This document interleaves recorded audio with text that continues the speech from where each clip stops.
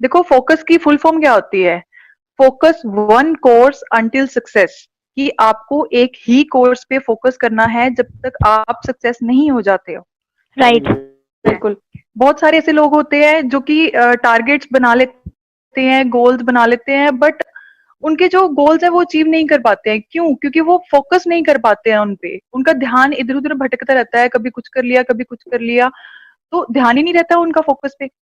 ठीक है। बिल्कुल। तो यस अभी मैम। मेन जो एक मैं आपको एक फॉर्मूला बता रही हूँ, बहुत सिंपल सा फॉर्मूला है। Focus plus action is equal to result. देखो, अपने गोल्स पे, अपने टारगेट पे फोकस रखो, प्लस एक्शन करो, काम करो, अपनी पूरी एनर्जी लगा दो उस जो गोल है आपका, उसको अचीव करने के लिए आप अपनी पूरी एनर्जी लगा दो, तो डेफिनेटली आपको रिजल्ट मिलेगा ही मिलेगा। यस। ठीक है। ये भी नहीं यस है मैम। कि हम एक चीज को फोकस कर रहे हैं कि भाई मेरा ये गोल है, मुझे ये करना है, तो हमने उसको टारगेट कर लिया, ठीक है, बट उसमें एक्शन नहीं कर रहे हैं, काम नहीं कर रहे हैं। फोकस और एक्शन दोनों का कॉम्बिनेशन है। फोकस रखना है पर एक्शन भी करना है। अगर आप एक्शन नहीं करोगे तो रिजल्ट नहीं मिलेगा। ठीक है। बिल्कुल। राइट। देखो, हमारा जैसे आजकल साइंस का जमाना है, साइंस ने इतनी तरक्की कर ली है, तो हमारे जो साइंटिस्ट हैं उन्होंने एक एक्सपेरिमेंट किया था। आप में से कुछ लोगों को पता भी होगा। जैसे उन्होंने एक्सपेरिमेंट किया था एक मैग्नीफाइंग ग्लास के ऊपर। ठीक है। यस तो मैम। जो एक मैग्नीफाइंग ग्लास होता है वो क्या करता है, जब हम उसको धूप में एक कागज के ऊपर, एक पेपर के ऊपर रखते हैं ना, धूप के नीचे, तो क्या होता है, कुछ टाइम के बाद जो वो पेपर होता है वो जल जाता है। ऐसा क्यों राइट। होता है?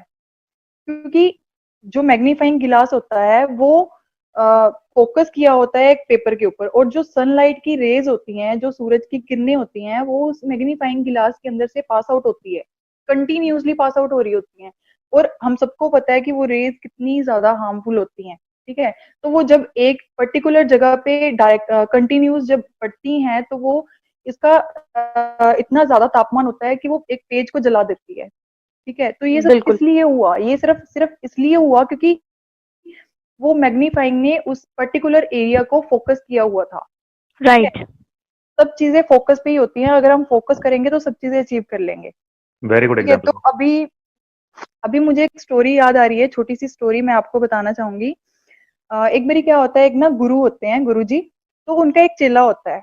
वो ना चेला क्या करता है, गुरु जी के पास जाता है और उनको बोलता है कि गुरु जी, आप ना मुझे कामयाबी का मंत्र दे दो, मुझे ना सक्सेस होना है, तो मुझे कोई मंत्र बता दो आप।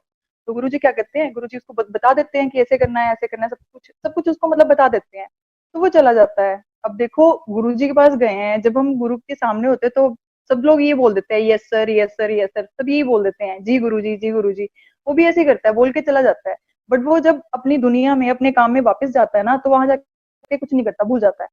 ठीक है। तो क्या होता है, 2-3 साल के बाद फिर उसको दिमाग में आता है कि भाई गुरु जी ने मुझे बताया था, बट मुझे मंत्र तो याद नहीं है अभी, तो मैं वापस जाके पूछ लेता हूँ उनसे। तो फिर वापस आता है 2-3 साल के बाद, जब धक्के खा लेता है पूरे और सक्सेस नहीं मिलती है उसको, वापस फिर से गुरु जी के पास जाता है। और वहां जाके फिर बोलता है कि गुरु जी, आप ना मुझे जो आपने कामयाबी का मंत्र दिया था, आप मुझे दोबारा वो मंत्र दे दो।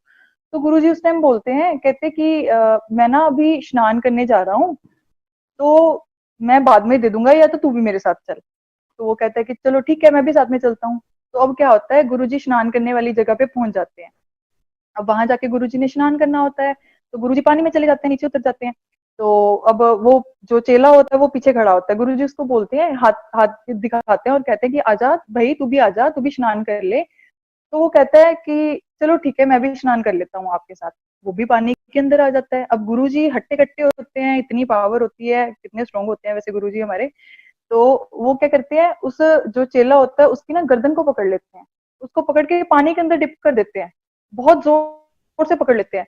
और वो चेला क्या करता है, वो ना चिल्लाने लगता है, गुरुजी छोड़ दो, गुरुजी छोड़ दो, मर जाऊंगा मैं, मेरे को सांस नहीं आ रही है, छोड़ दो, ऐसे चिल्लाने लग जाता है वो। तो क्या होता है, वो गुरुजी उसको बोलते हैं, कहते कामयाबी का मंत्र चाहिए तुझे? कहता भाड़ में जाए आपकी कामयाबी, आप मेरी गर्दन छोड़ो, मैं मर जाऊंगा, मेरे को सांस नहीं आ रही है, छोड़ दो, छोड़ दो, छोड़ दो, वैसे चिल्लाने लग जाता है। तो गुरुजी क्या करते हैं, गुरुजी उसको छोड़ देते हैं। और फिर गुरुजी बोलते हैं, क्यों भाई, कामयाबी का मंत्र चाहिए?